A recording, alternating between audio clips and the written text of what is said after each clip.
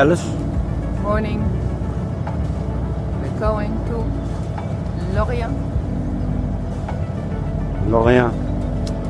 Is there something to see?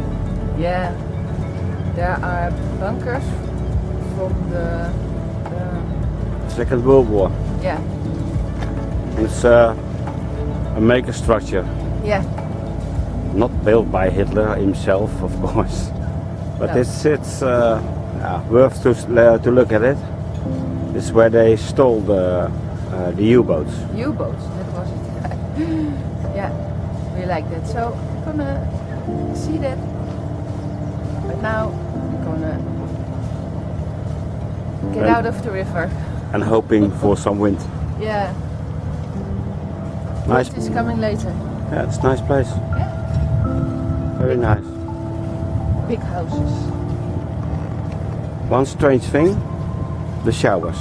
Yeah, the showers are closing about 7 o'clock in the evening.